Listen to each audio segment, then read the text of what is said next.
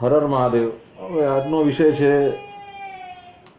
આ તમે જે સંભળાય છે ને એ જ, કે સાહેબે સેમિકન્ડક્ટર ચીપનું કારખાનું ખોલવાનું વિચાર્યું.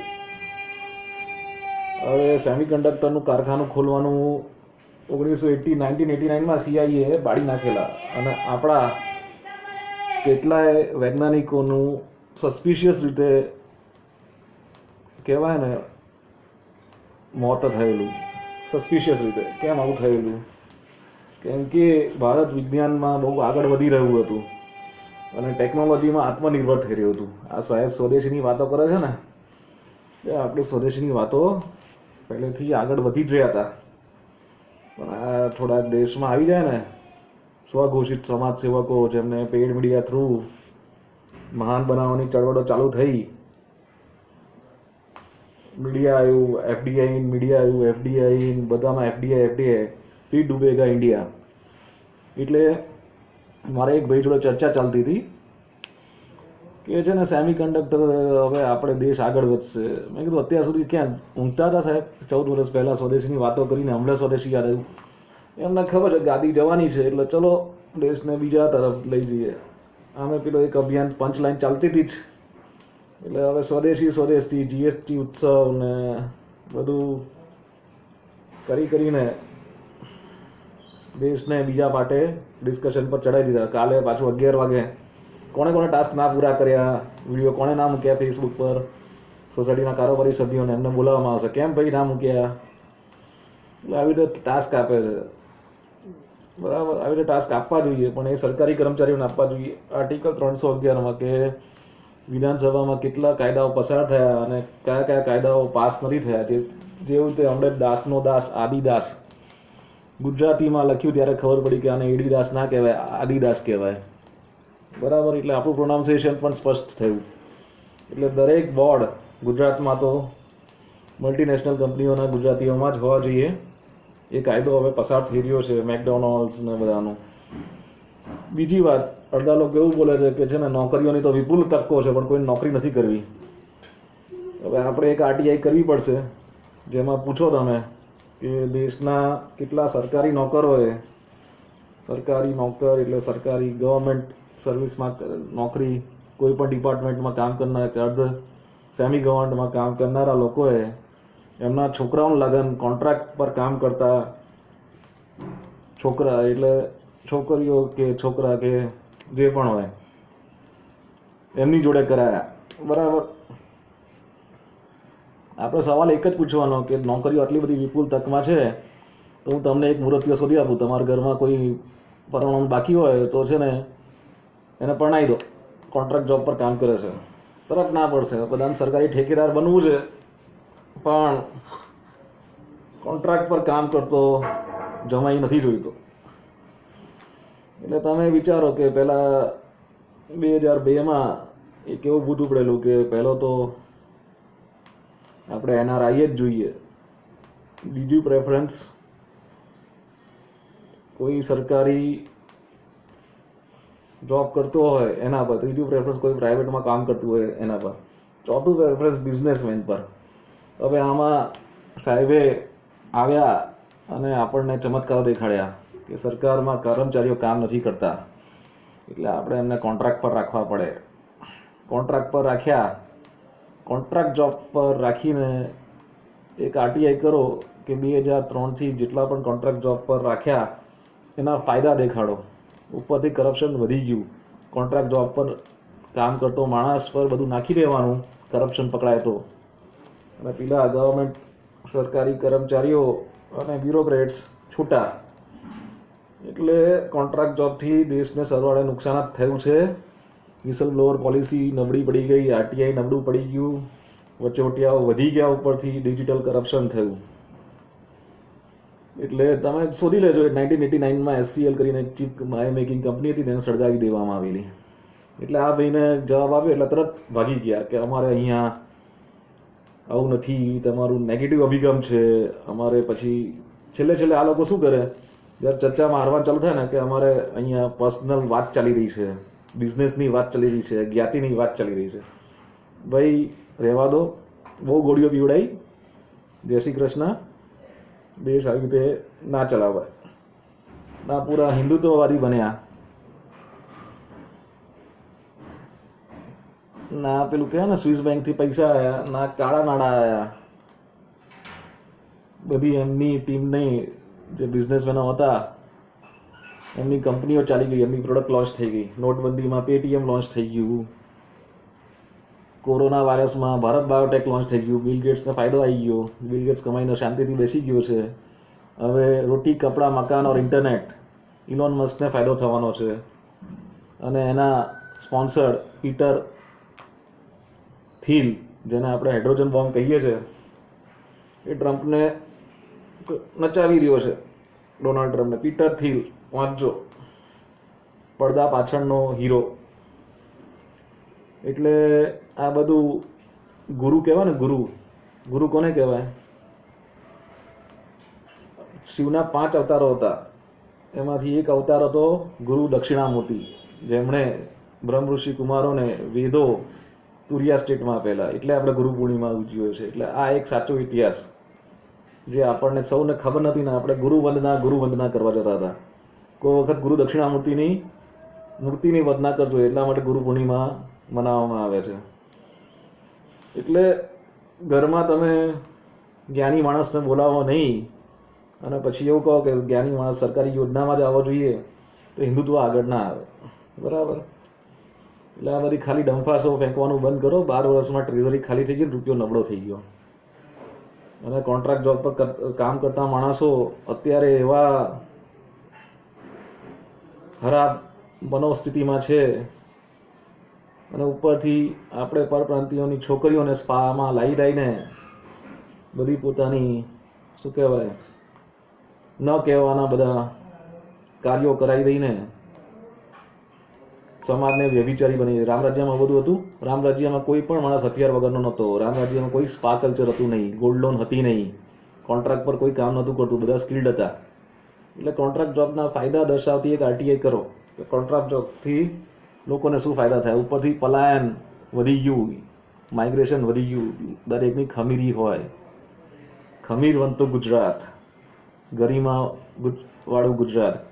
આ બધું ખાલી ડાયલોગ જ બોલવાના, કશું કામ નહીં કરવાનું આના પર. નહીં, આજે તમે દરેક રાજ્યમાં જો લોકો છે ને એમએલએ અને એમપી પરપ્રાંતિયોને વસાવે છે. કેમ વસાવે છે? એક તો લાભાર્થી યોજનામાં કટકી ખાવા મળે, બીજું ચૂંટણી વખતે જ લોકો કામ આવવાના છે કે લોકલ તો આ એમએલએ એમપીની આખું છે ને જન્મ કુંડળી જાણતા હોય કે આને કેમ આપણે મદદ ના કરવી જોઈએ. એટલે ખરીદી કરીને ભાડું આવતાઓને વસાઈને પોતાના એરિયામાં દાદાગીરી કરવા માટે, લો એન્ડ ઓર્ડર સિચ્યુએશન ખરાબ કરવા માટે આ બધું કરવામાં આવે છે. દરેકે પોતાના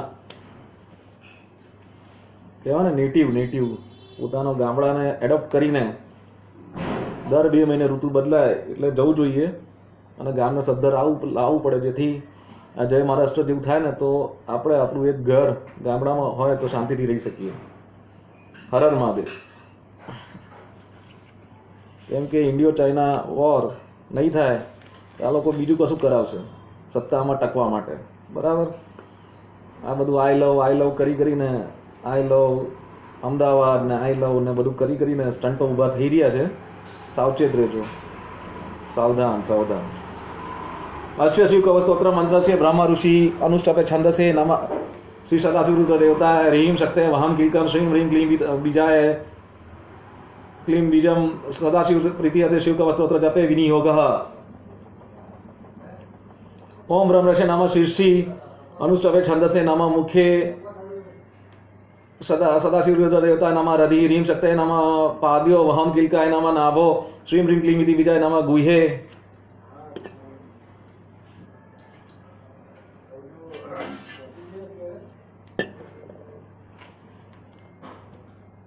विनियोगाय नमः सर्वांगे. ओम नमो भगवते जल जलमालिनी ओम ह्रीं राम सरस्वती धामने ईशानात्मा अंगुष्ठाभ्याम नमः. ओम नमो भगवते जल जलमालिनी ओम मम नाम रूप नित्यत्रिताम्रे तत्पुरुषात्माय तद्निभ्यास. ओम नमो भगवते जल जलमालिनी ओम मम रूप नदे शक्तिताम्रे अघोरात्माय मध्यव्यापम वषट. ओम नमो भगवते जल जलमालिनी ओम श्रीं ह्रीं सततशक्तिताम्रे वाम देवतात्माय अनामिकाभ्याम हुम ओम नमो भगवते जल जलमालिन ओम वामरूप ललित शक्ति दामरे सद्यो जातात्माय कनिष्ठ कैप वषट ओम नमो भगवते जल जलमालिन ओम यमरह अनादि शक्ति दामरे सर्वात्माने कर्तल कल पुष्टाभ्याम फट।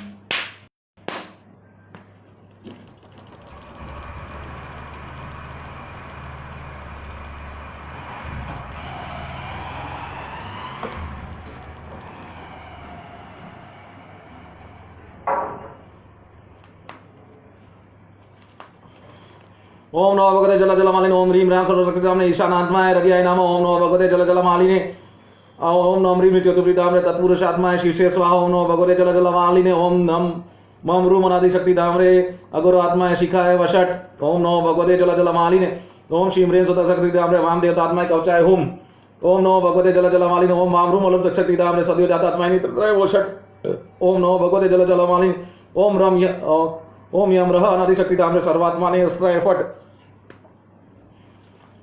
अत ध्यानावचनं सद्विनयनं कालकण्ठमरिद्मं सहस्रकरपयुग्रं वन्दे शम्भुं महापतिं ऋषभुरथपारं सर्वपुराणगुह्यं निशेष पापघरं पवित्रं जयप्रदं सर्वविद्धिमूर्तं वक्ष्यामि शिवं कवचं हितायते नमस्कृत्य महादेवं विश्वव्यापिनीमीश्वरं वक्षे शिवमयं वर्म सर्वरक्षकरं नृणां सूचो देशो समासिनं यथावत् कल्पितासनं जितिनो जित्प्राणशक्ति प्राणच्यन्ति वमव्ययं हत्पुण्ड्रकांसं सन्विष्टं स्वतेजसा व्याप्तं नभोऽवकाशम् अतीन्द्रियं सूक्ष्मं अनन्तमाद्यं दयात् परानन्दमयं महेशं ध्यानावधूत अखिल कर्म चिरं चिदानंद निमग्न चेता षडक्षर न्यास समाहितात्मा सेवन कुर्यात् कवचेन रक्षा माम पातु देव अखिल देवतात्मा संसार कुपे पतितं गभीरं तन्नाम दिव्यं परमंत्र मूलम दुनोति मे सर्वमगं रजिष्टं सर्वत्र माम रक्षतु विश्वमुति ज्योतिर्मयानंद गणक्षितात्मा अनवरणीय शक्ति रेखा स्व ईश्वर पातु भयदशेषत् यो भूस्वरूपेण विभवति विश्वं पायत् स भूमे गिरिशोष्ठ मूर्ति योपे स्वरूपे नृणां करोति संजीवनं सोऽवतु माम जलेपे कल्पावस्त्रे भुग्नानि दत्त्वा सर्वाणि यो नृत्यति बुरिलीला स कालुटवतु माम दवाग्ने रवाद्य वीर्ये खिलाच तापत् प्रद्युद्विकतनकाभास विद्यावराभित कुठारपाणि चतुर्मुखस्तत्पुरुषे नेत्र प्राच्यं सिद्धिं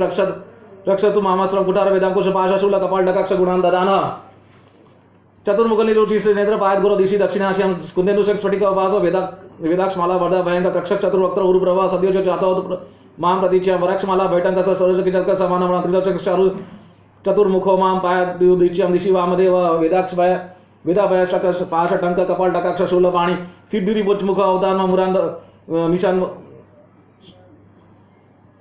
पंचमुख अवतार मिशान उरद्वम परम प्रकाशत मूर्धनाम चंद्रमौली रवालम बाल नेत्र नेत्रमवद भग्नेत्र हरिनासम सदा रक्षतु विश्वनाथ पाशुभि मे शुभि कीर्ति कपलम व्यात सततं कपालि वक्त्रं सदा रक्षतु पंचवक्त्र जिह्वां सदा रक्षतु वेदजिह्न जीव कंठं गिरिशवतु नीलकंठ पाणिद्वयं पातु पिनाकपाणिः दौर्मूलम व्यानम धर्म बाहुरवक्षलम दक्षमखान कोवैक ममोद्रम पातु गिरीन्द्र धोना मध्यम ममव्यान ददनंतकारी हेरम धातु मम पातु नाभि पायत कटेशु